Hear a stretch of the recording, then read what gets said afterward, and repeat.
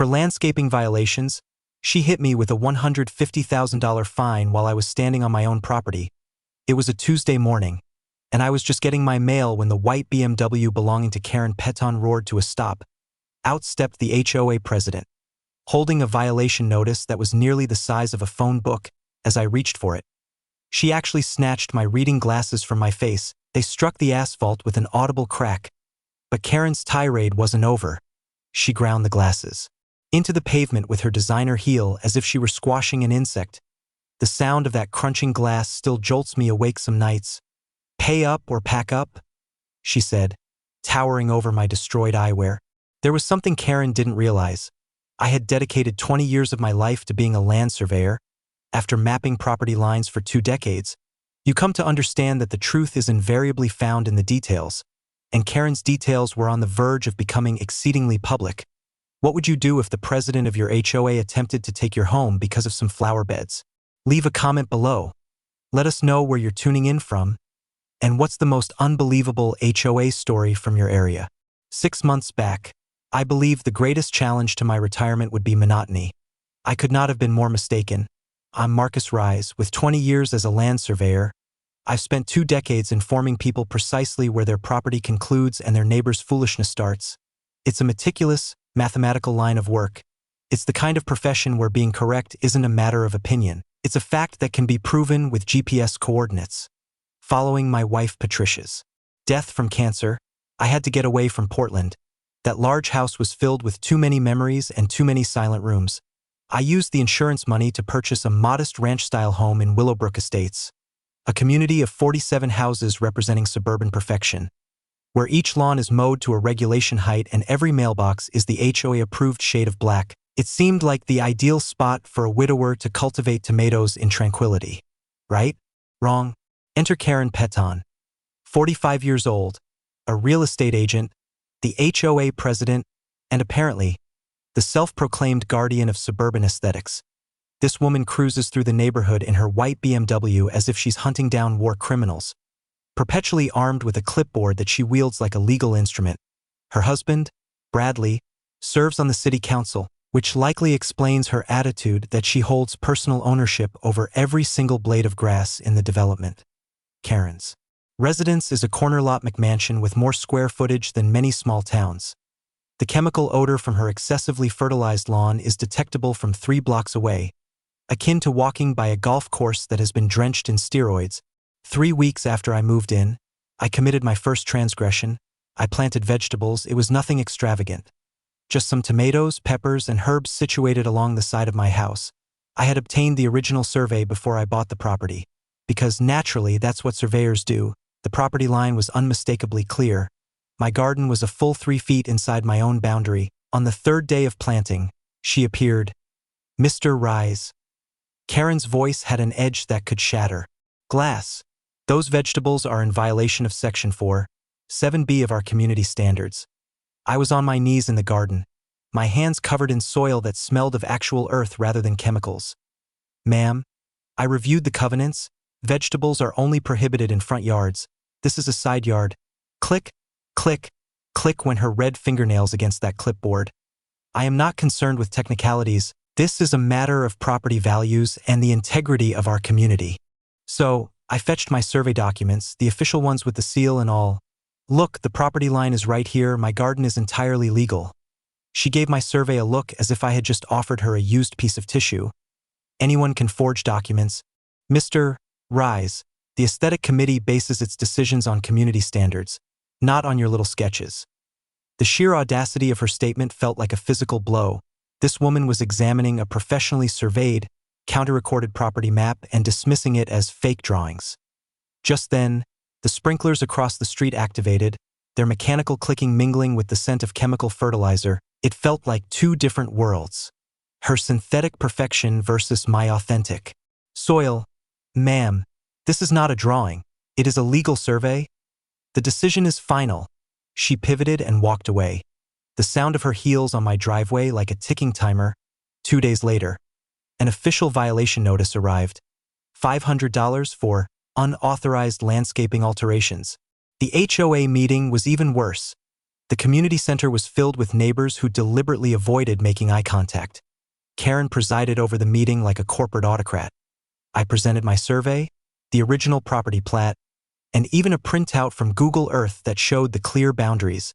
The Architectural Review Committee has concluded that your modifications are in violation of aesthetic standards.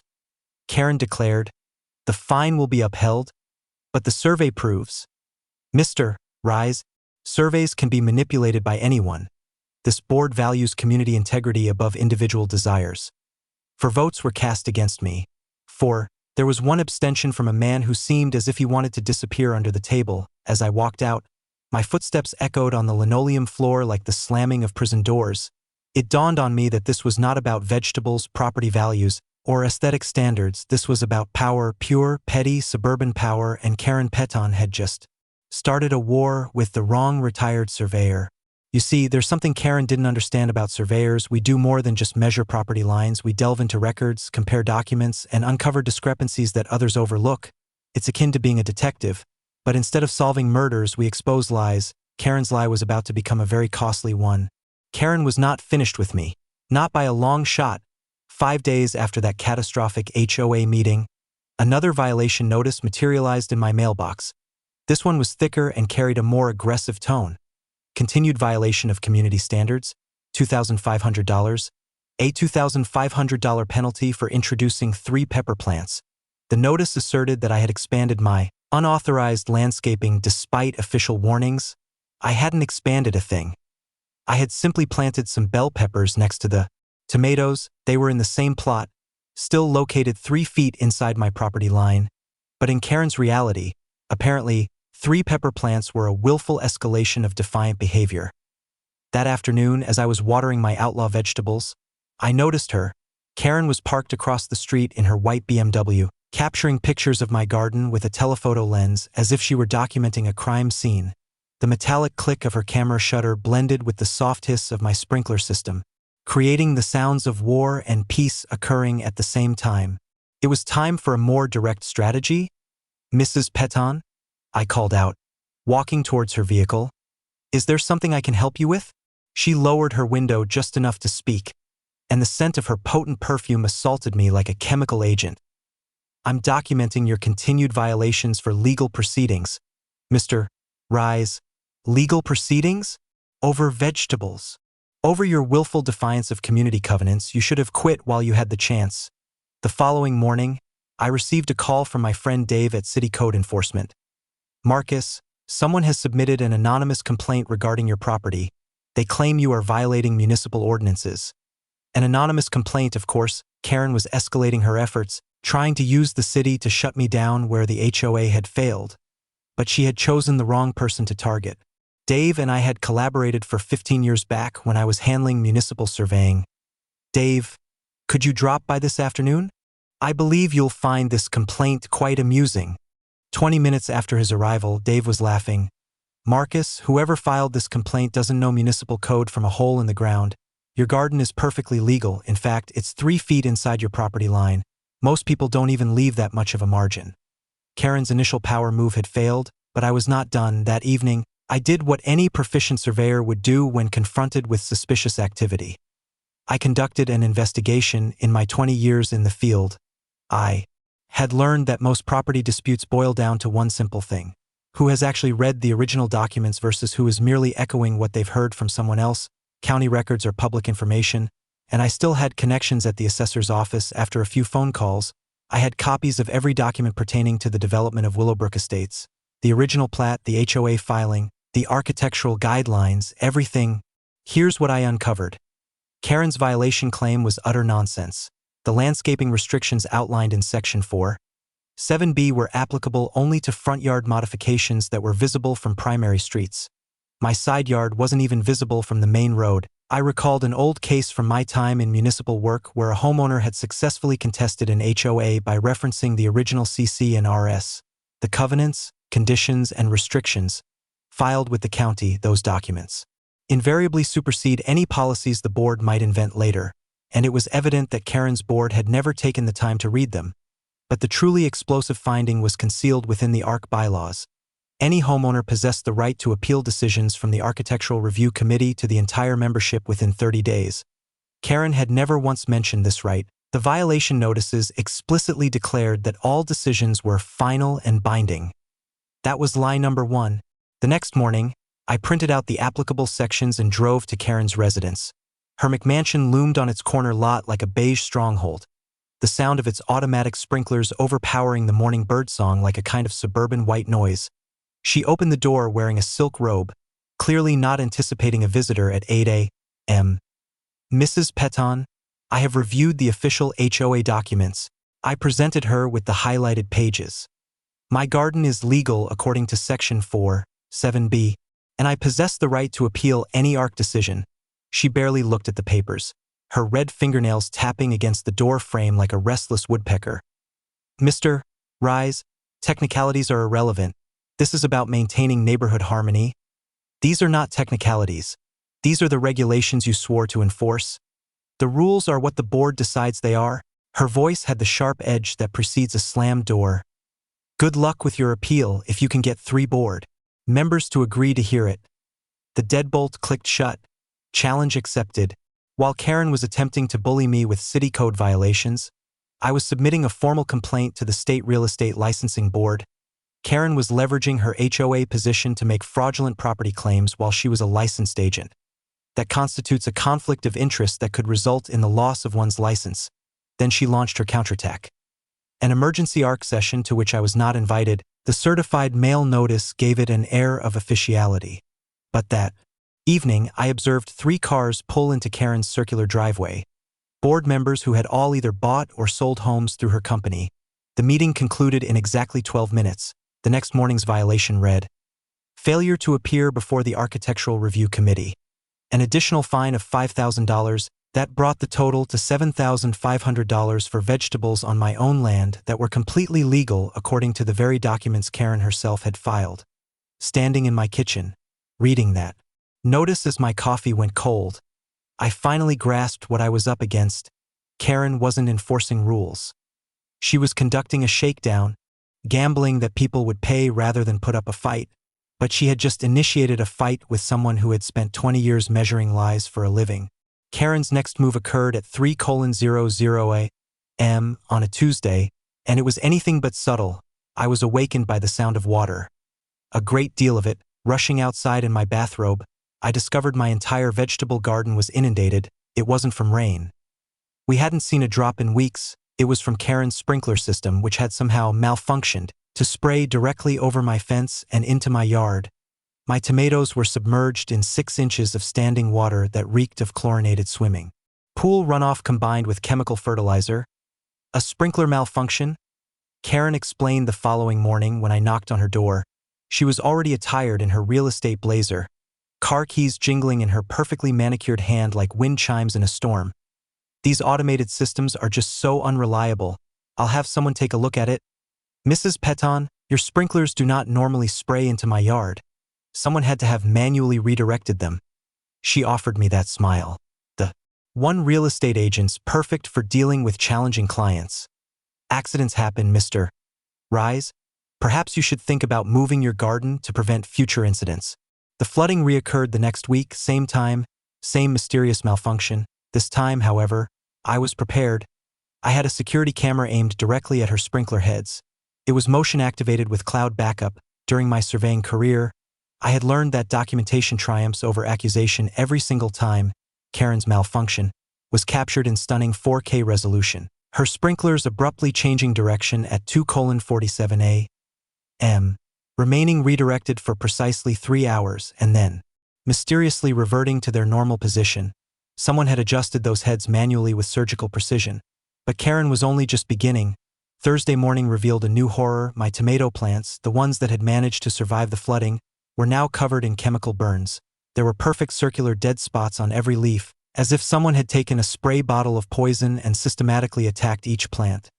The acrid smell was the first thing I noticed, harsh, artificial, and nothing like the earthy aroma of a healthy garden.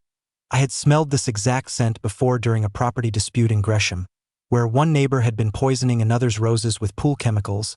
It was the same burn pattern, the same nose-curling chemical signature, That night, as I reviewed my security footage, I struck gold. A timestamp at 2:15 a.m. showed a dark figure moving through my garden with a spray bottle. The face was hidden by a hoodie, but the body language was unmistakably female. The timestamp corresponded perfectly with Karen's BMW being parked 2 streets away instead of in her usual driveway spot. I had her caught red-handed, but rather than confronting her right away, I did something she would not anticipate. I began to build my case. Friday morning brought a major escalation. Waking up to flat tires is not unheard of. Waking up to 2 slashed tires with a note tucked under your windshield wiper, however, is a felony. The note resembled a ransom demand, with magazine letters cut and pasted onto notebook paper. Stop causing problems or face consequences. You've been warned. The smell of slashed rubber mingling with the morning dew and the persistent chemical odor from my ruined garden created a toxic perfume that perfectly encapsulated the poisoned atmosphere of Willowbrook Estates. I contacted the police, but I also made 3 other calls. To my security company for more cameras, to my old partner Jim for forensic advice, and to a private investigator who specialized in harassment cases. Officer Janet Rodriguez arrived within an hour, documenting everything with methodical professionalism. Mr. Rise, do you have any idea who might want to intimidate you? Karen Peton, the HOA president. She's been escalating violations over my perfectly legal vegetable garden. Property disputes can become quite nasty. Do you have any evidence that connects her to this? Just then, Karen's white BMW arrived with impeccable timing. She stepped out, wearing her concerned neighbor expression, the kind that had likely sealed 1,000 real estate deals. Officer, is everything okay? I heard there was some trouble. Someone slashed Mr. Rise's tires and left a threatening note. Rodriguez explained. Karen's performance was impeccable. Wide eyes, a hand to her chest, the complete innocent act. Oh my goodness, Marcus. I'm so sorry this happened. It was probably teenagers. We've had some vandalism issues recently. But this is where my surveyor's training took over. Always verify claims independently. That afternoon, I called Rodriguez back. Officer, Karen mentioned recent vandalism. Could you check if there have been any other reports in this neighborhood? It's funny you should ask. I just looked at those numbers. There have been 0 vandalism reports in Willowbrook Estates for the past 18 months. Your incident is the first. Karen had just lied to a police officer. That was strike 2.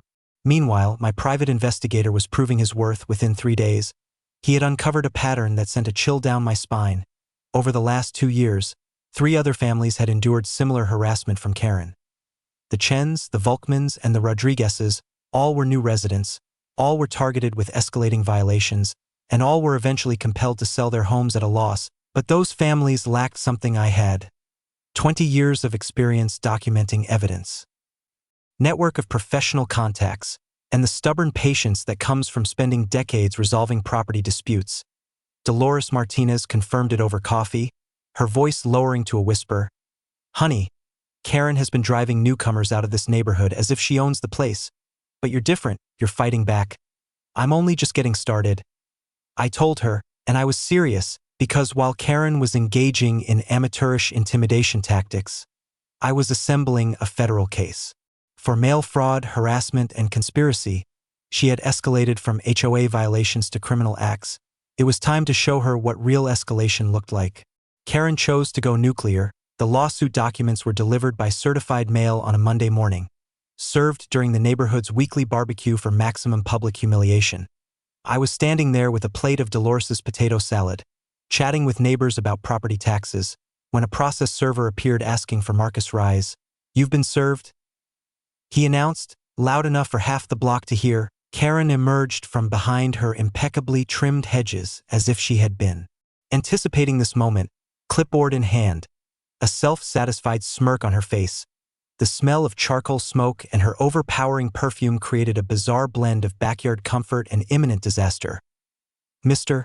Rise, you did this to yourself. Pay up, or you'll lose your home. The lawsuit was a work of legal fiction. It demanded $150,000 in cumulative violations, legal fees, and damages to community property values resulting from the defendant's hostile and defiant behavior. She was asserting that my vegetable garden had somehow diminished the value of every house in the development by thousands of dollars each. But the most audacious part was buried in paragraph 12. Karen claimed I had established a pattern of threatening behavior and community disruption that posed a clear and present danger to neighborhood safety and harmony. The very woman who had been flooding my garden, poisoning my plants, and slashing my tires was now claiming that I was the one who was dangerous. That night, something arrived that made the lawsuit seem like a friendly note. A death threat was hand-delivered to my mailbox. During the dinner hour, it was made of crude magazine cutouts pasted onto construction paper. Stop digging or be buried. There was no postmark, meaning whoever sent it had personally walked up to my house and placed it there. The rubber cement holding the letters together smelled like an elementary school art class. Except this wasn't about finger paintings and safety scissors.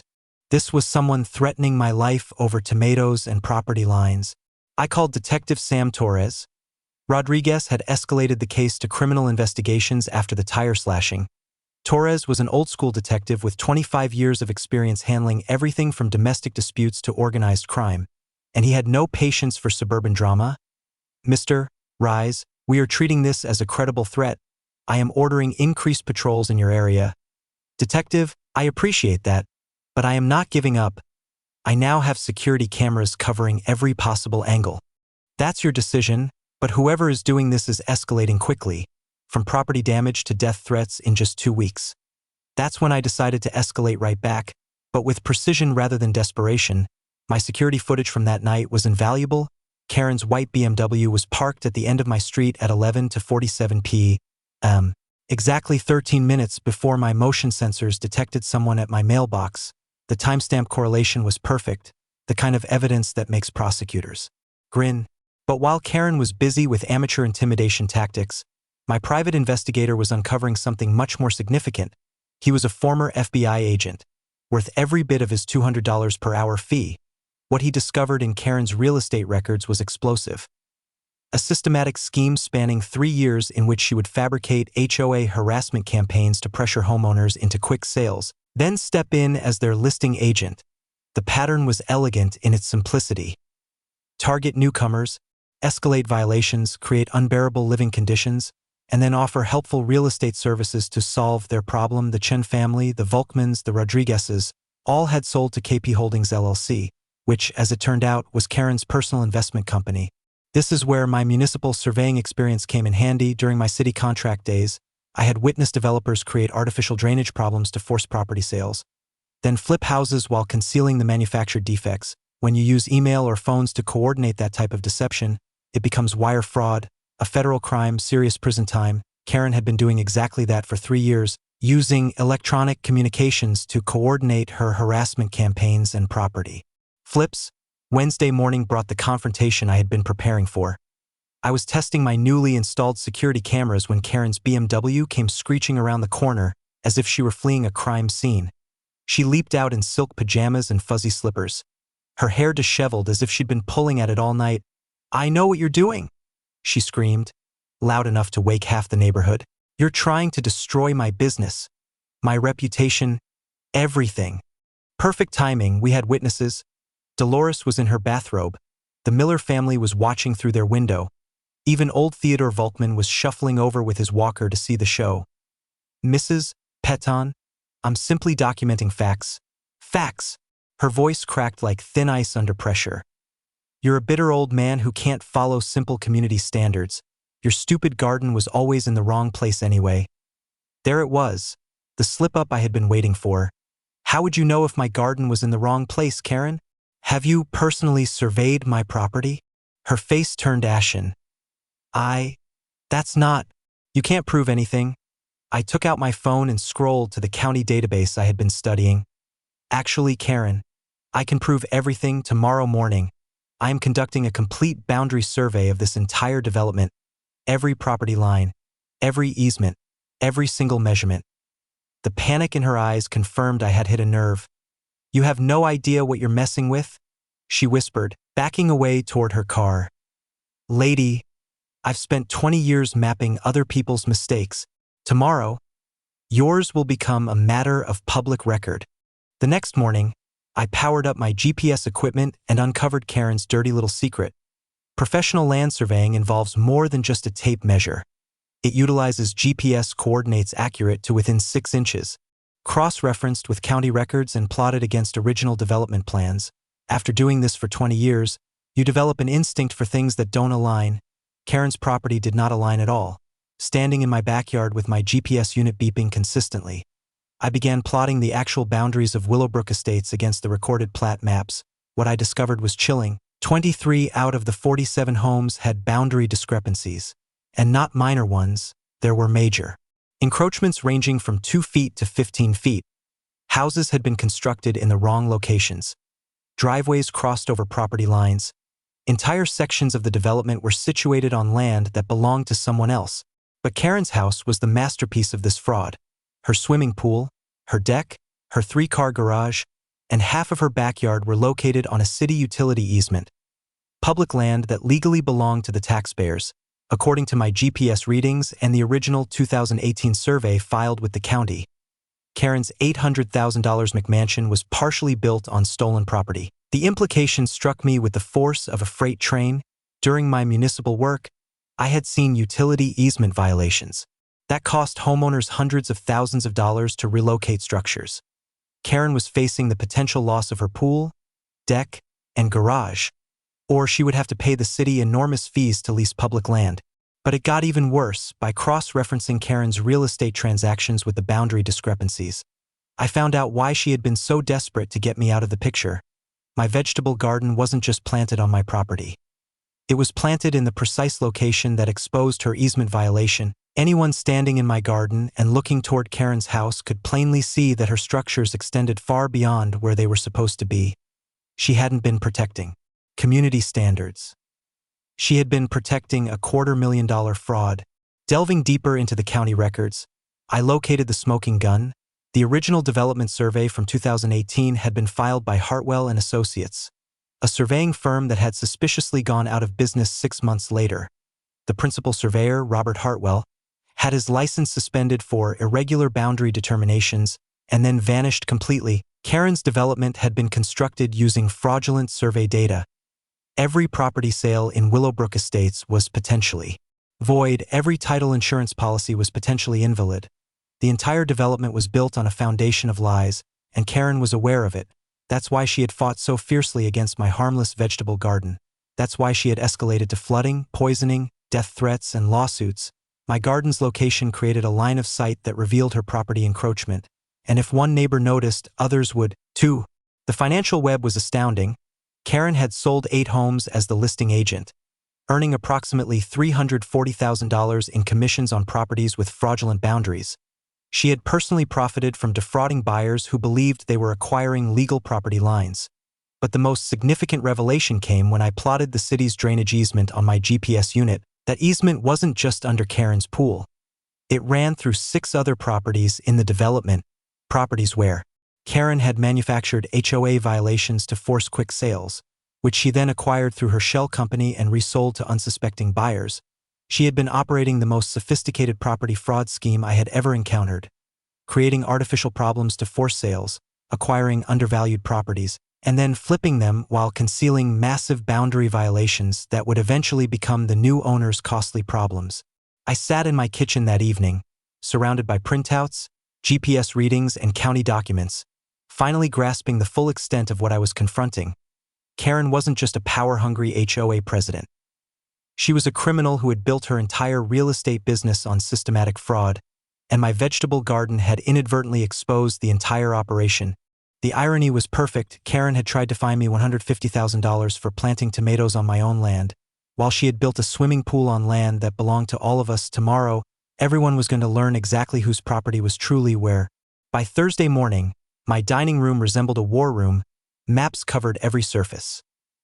Aerial photos, GPS printouts, county plat records, and boundary overlays that depicted a fraud so massive it was dizzying. I had brought in reinforcements. Sophia Martinez, Dolores' daughter, who specialized in real estate fraud at a downtown law firm, and Detective Torres, who had been promoted to lead a federal task force after my evidence package arrived on his desk. "Marcus, this is incredible work," Sophia said, displaying my GPS findings on her laptop screen.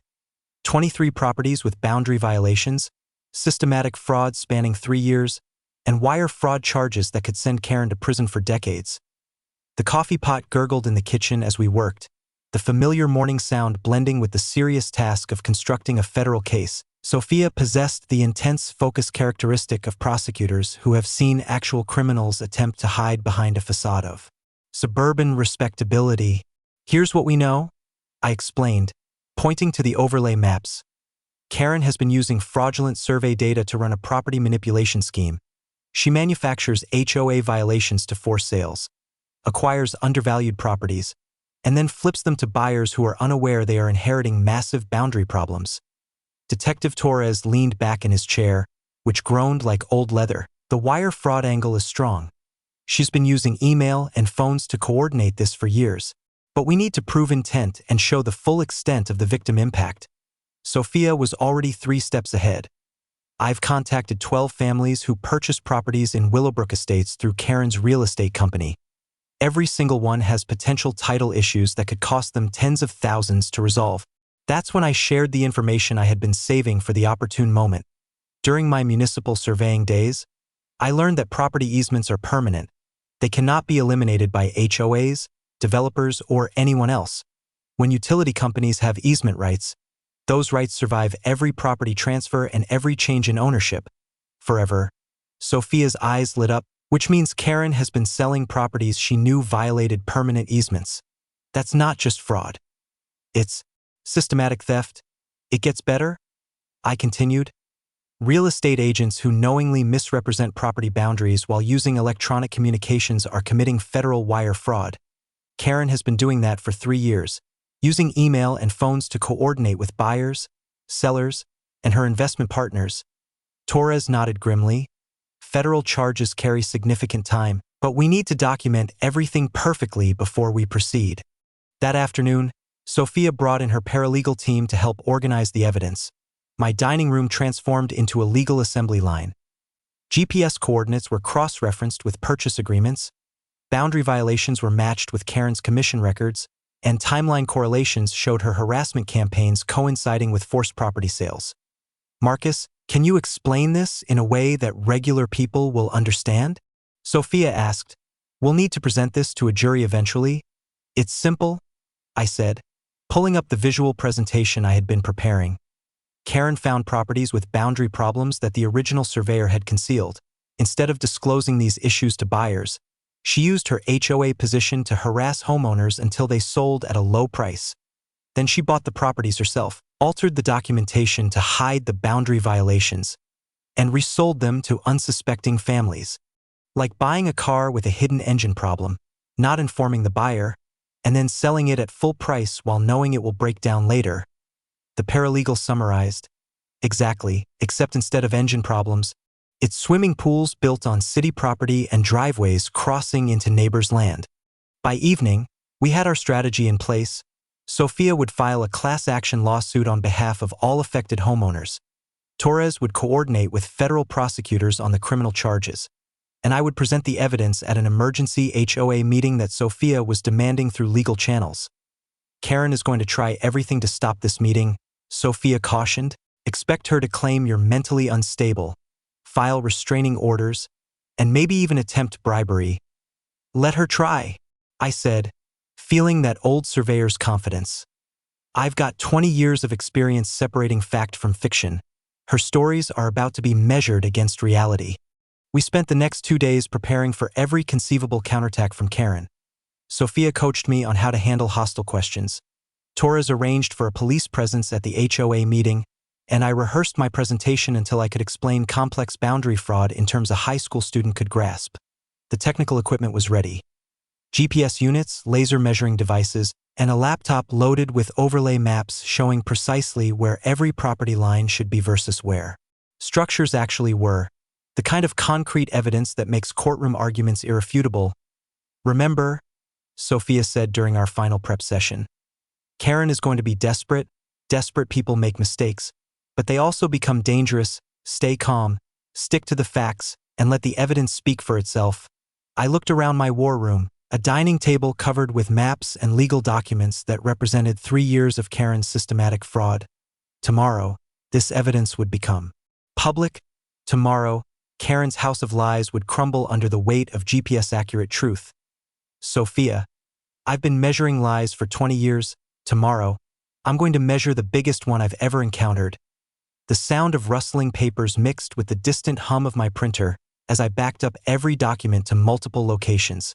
Karen thought she was fighting a retired widower with a vegetable garden. She was actually fighting the mathematical precision of someone who had spent 2 decades making the invisible visible. Karen's desperation escalated when she retained Clayton Brewster, an attorney known for his aggressive tactics and flexible ethics. Brewster's initial move was a restraining order, filed at 4:00 p.m. on a Friday, time to hit just as the courts were closing for the weekend. The petition depicted me as an obsessive stalker who had been conducting unauthorized surveillance and threatening community safety with erratic behavior. The emergency hearing was scheduled for Monday morning, with Judge Patricia Hawkins presiding. I had worked with Judge Hawkins during my municipal surveying days. She was fair but had no tolerance for nonsense from any party. Karen testified first, dressed in a conservative navy blue suit as if she were at a funeral. Her performance was Oscar-worthy. A trembling voice, dabbing at tears, as she described how my threatening behavior had terrorized her family.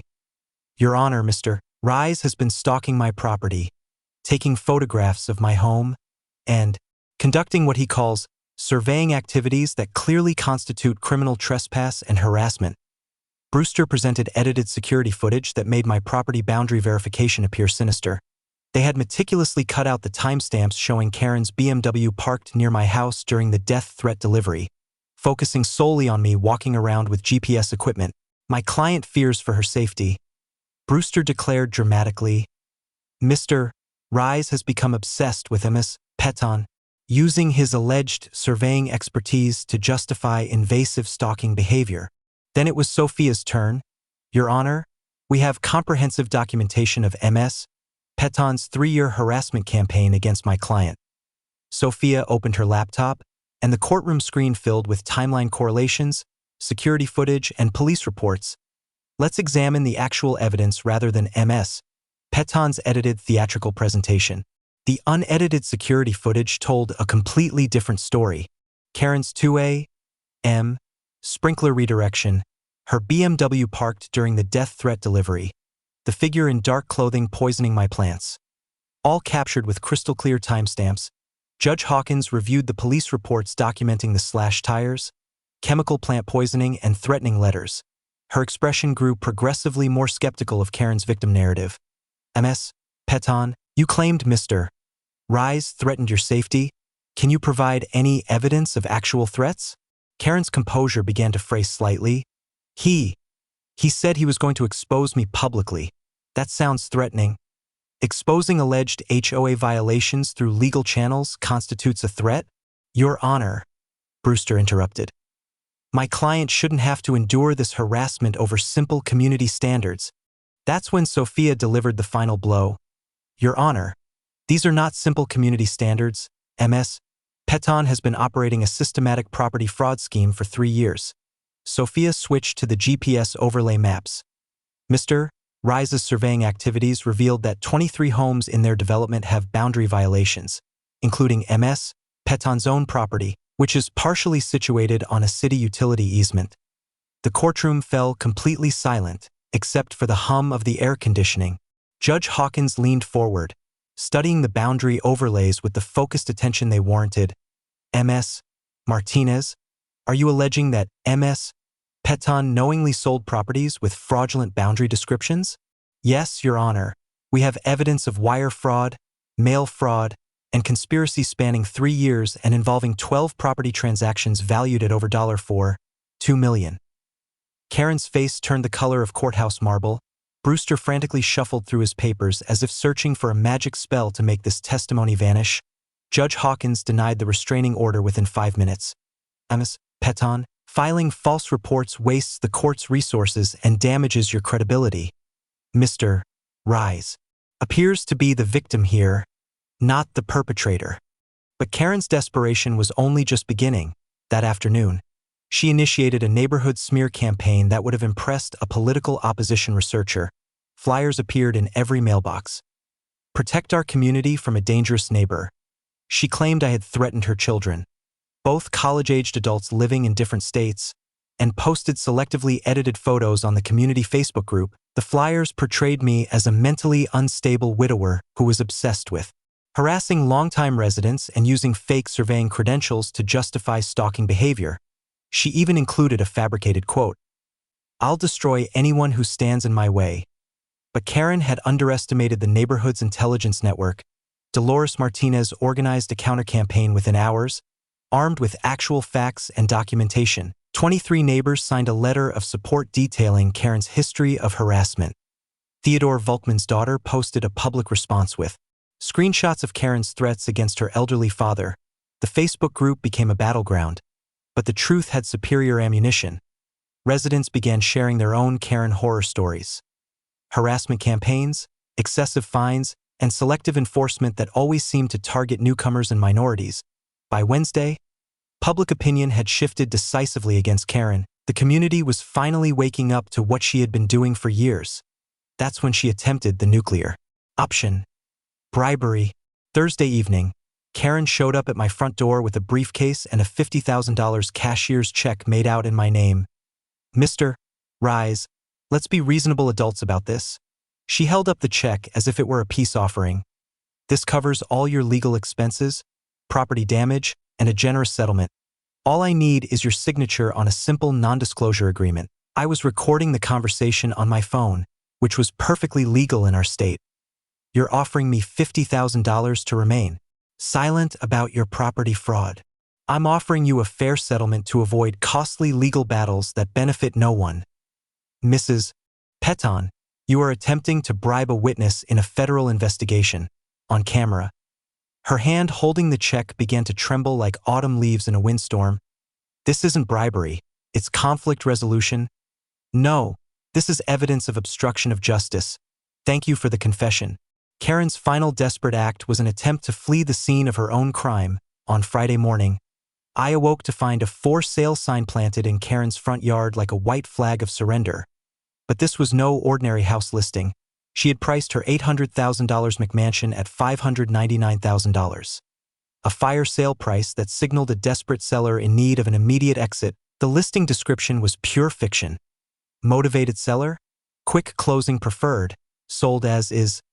There was no mention of the swimming pool situated on a city utility easement, no disclosure of boundary violations, and no warning about the federal fraud investigation that was about to render her property radioactive. She was trying to offload her fraud onto some unsuspecting buyer and escape with whatever cash she could get. But karma has GPS coordinates, and mine were exceptionally accurate. Within hours of that sign appearing, my phone began to ring. Real estate agents from all over town had heard about the boundary issues through their professional networks. Word travels quickly in the real estate community, especially when it involves systematic fraud by one of their own. "Marcus, this is Jennifer Walsh from Cascade Realty. We heard Karen Peton's house has major survey issues. Can you verify this before we show it to clients?" I spent the morning fielding calls from agents who wanted no part of Karen's legal troubles. By afternoon, 3 scheduled showings had been canceled, and Karen's listing agent was demanding current boundary surveys that Karen was unable to provide. The buyer who did make an offer learned some costly lessons about due diligence. Tuesday morning brought a young couple, first-time homebuyers who were thrilled about the great deal on Karen's corner lot. Fortunately, their agent was thorough enough to require a current professional survey before closing. I happened to be checking my mail when the surveyor arrived. As a professional courtesy, we nodded to each other as he set up his GPS equipment. 3 hours later, Karen's sale collapsed spectacularly. The survey confirmed what I had already documented. Her pool, deck, and half of her backyard were on a city utility easement. The potential buyers were faced with a choice. Either purchase a house with $200,000 worth of illegal structures or demand that Karen relocate them before closing. Karen chose a third option. "Blame the messenger. That survey is wrong," she screamed at the buyer's agent, right there in her driveway, loud enough for half the neighborhood to hear. "Marcus Rise has been spreading lies about my property to sabotage my sale." The surveyor, a professional I didn't even know, calmly showed her the GPS coordinates and county records. "Ma'am, these measurements are accurate to within 6 inches. Your structures are clearly in the utility easement. Karen forfeited her deposit when she couldn't provide a clean title within the contract period. Meanwhile, her marriage was imploding in real time. Bradley Peton, the city councilman and Karen's increasingly distant husband, was facing his own scandal. The local newspaper had picked up the story about his wife's fraud investigation, focusing specifically on his votes approving drainage projects that benefited properties in their neighborhood. Councilman's wife investigated for property fraud became the front-page headline of the regional section. Bradley's political opponents sensed an opportunity, demanding ethics investigations and calling for his resignation. On Wednesday evening, I saw moving trucks pull up to their house. Bradley was relocating to what neighbors whispered was his mother's basement across town. Separate bedrooms had apparently become separate addresses, but Karen's greatest miscalculation was underestimating her own desperation. Thursday night brought the evidence tampering I had been anticipating. Someone broke into my garage and stole my backup survey equipment. The GPS units, the laser measuring tools, everything I had used to document the boundary violations, Karen's security cameras, which had been functioning perfectly during the garden poisoning incident, mysteriously malfunctioned that same night. Convenient timing as always, but criminal desperation often leads to criminal stupidity. On Friday morning, Detective Torres called with news that made my day. "Marcus, we found your equipment. Someone dumped it in Miller Creek, about 2 miles from your house. It was still in the carrying cases, but the GPS units were destroyed by water damage. Any prints? The cases were wiped clean, but here's the interesting part. We pulled Karen Peton's cell phone records at 2:47 a.m. on Thursday night. Her phone pinged the cell tower nearest Miller Creek, the same time frame as the break-in. Insurance covered the stolen equipment, but more importantly, Karen had just added burglary and evidence tampering to her growing list of felony charges. That weekend, the neighborhood witnessed Karen's final public unraveling. A Saturday morning grocery run turned into a viral social media moment when Mrs. Chan from 3 streets over, one of Karen's previous harassment victims, encountered her in the produce section. "Karen Peton, you ruined our family?" Mrs. Chen's voice echoed throughout the entire store. "You forced us to sell our home, to move away from our friends, all because of your lies." Karen's response was captured on at least 4 different phones. A screaming meltdown in the vegetable aisle about conspiracies, persecution, and how everyone was trying to destroy an innocent woman over property line technicalities. The video went viral within 6 hours. HOA Karen meltdown in grocery store garnered 50,000 views before dinner time. By Sunday evening, Karen had fired her attorney, hired a public defender, and barricaded herself in her partially illegal house like some kind of suburban war criminal. The woman who had tried to fine me $150,000 for planting tomatoes was now facing federal charges, personal bankruptcy, and complete social exile, all because she had picked a fight with someone who knew the difference between truth and lies and had the GPS coordinates to prove it. The community center had never witnessed anything like it. The emergency HOA meeting was scheduled for 7:00 p.m. on Tuesday, November 15th. The capacity was 150 people, but the actual attendance was over 200, with overflow crowds gathering outside as if it were some kind of suburban Super Bowl. 5 news crews had set up their cameras, the county recorder brought official documents, and Detective Torres positioned himself near the exit in case things became heated. The air inside buzzed with nervous energy and the smell of too many people in too small a space, mixed with the aroma of fresh coffee from the volunteer table and Karen's overpowering perfume as she entered with her public defender. Karen looked as if she had aged 5 years in 2 weeks. Her hair was pulled back in a severe bun. There were dark circles under her eyes, and her confident real estate smile had been replaced by the hollow stare of someone watching their world collapse in real time. I entered to spontaneous applause that lasted for 3 full minutes. Neighbors I had barely spoken to were clapping. Elderly residents were nodding in approval. Even teenagers who had been dragged along by their parents were putting down their phones to watch the show. A board member, Janet Torres, no relation to the detective, called the meeting to order with a gavel that sounded like gunshots in the packed room. "Tonight, we are addressing serious allegations about property boundaries and management practices in Willowbrook Estates. Mr. Rise, you have 15 minutes to present your findings." I walked to the front with my laptop, a laser pointer, and 20 years of surveying experience compressed into the most important presentation of my retirement. Good evening, neighbors. 6 months ago, Karen Peton fined me for planting tomatoes on my own property. Tonight, I'm going to show you why she was so desperate to stop me from gardening. The projector screen filled with an aerial photo of our neighborhood. Beautiful, orderly, suburban perfection. Then I clicked to the overlay showing the actual property boundaries in red versus the recorded boundaries in blue. The gasps were audible. The red and blue lines diverged like a broken GPS system, showing houses sitting in the wrong places, driveways crossing property lines, and entire backyards encroaching on neighbors' land. 23 out of 47 homes have boundary discrepancies, I explained, my voice carrying clearly through the sound system. Some minor, some major, but all hidden from buyers during property sales. Karen tried to interrupt, jumping up from her chair. This is a witch hunt. Marcus Rise has been stalking my family and making false accusations. Judge Hawkins, who was attending as a Willowbrook resident, called for order from her seat in the back. Ms. Peton, let the man present his evidence. Karen's public defender pulled her back down, whispering frantically in her ear while she glared daggers at me. I clicked to the next slide, which showed Karen's property with GPS coordinates overlaid. Here is the centerpiece of our mystery. Karen Peton's swimming pool, deck, and 3-car garage are situated on a city utility easement public, land that legally belongs to all taxpayers. The murmur from the crowd grew louder. Channel 7's Elena Vasquez raised her hand. Mr. Rise, what is the estimated cost to relocate those structures? A conservative estimate would be $400,000 to $500,000. Karen has been living in an $800,000 house that is partially built on land she doesn't own. That's when Karen completely lost her composure. This is insane, she screamed, loud enough to make the microphone screech with feedback. I was protecting property values. This community was beautiful before he moved in with his illegal garden. The irony was too perfect. I looked directly at her, then back at the crowd. Mrs. Peton, you fined me $150,000 for planting tomatoes 3 feet inside my property line, but you built a swimming pool 12 feet inside a city easement. The difference is, I can prove where my property line actually is. I held up my GPS unit, the same one she had tried to destroy. This device cost $300. Your fraud has cost this community over $2 million in property corrections and legal fees. I'd say I got the better deal.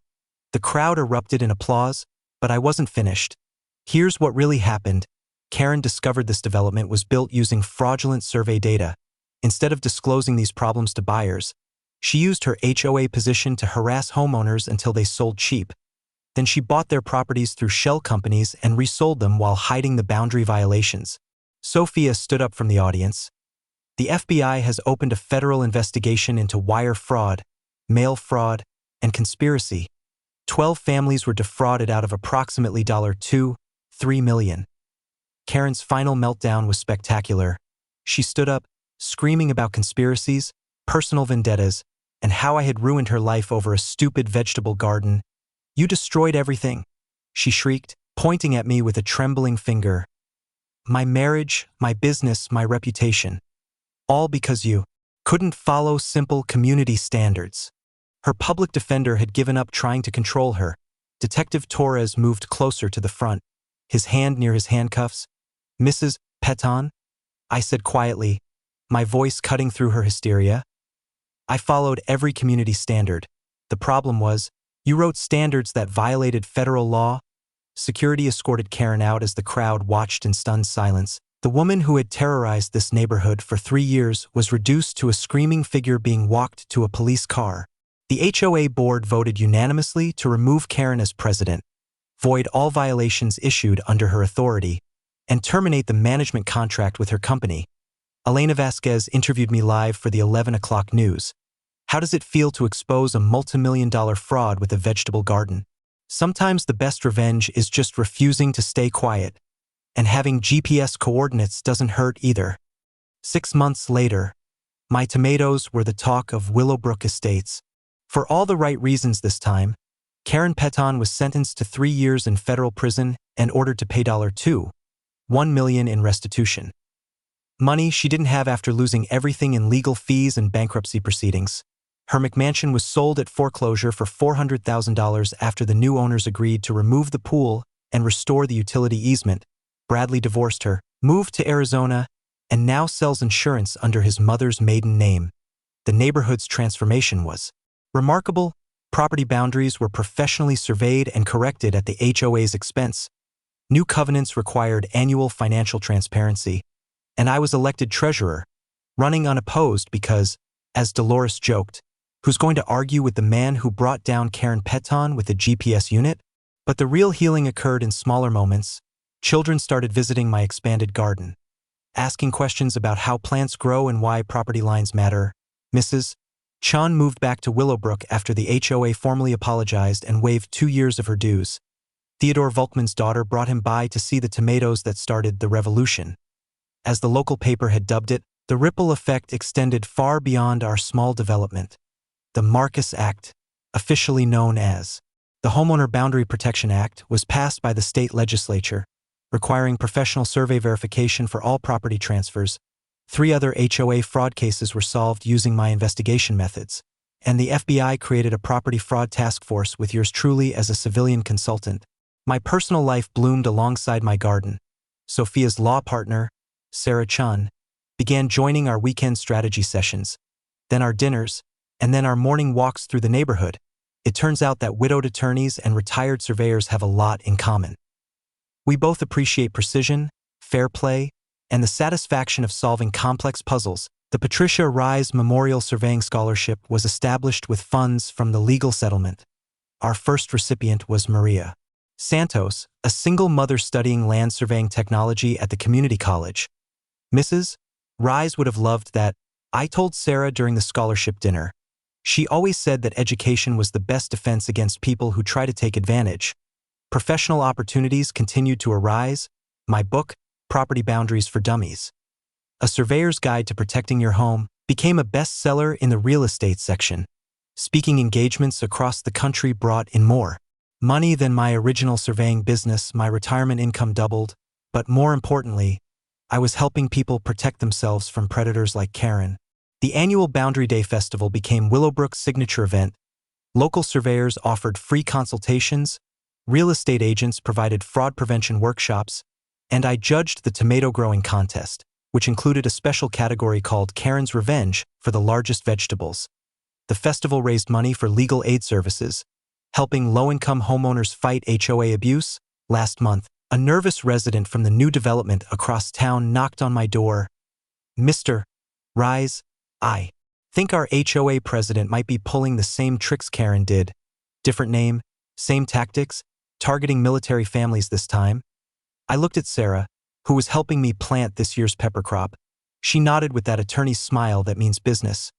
Well, I told him, I did promise Sarah I'd stay busy in retirement, because here's what I've learned. Bullies count on good people remaining silent. Sometimes the best revenge isn't revenge at all. It's simply refusing to be silenced. When you combine that stubbornness with GPS coordinates, property law, and 20 years of experience measuring other people's lies, amazing things can happen.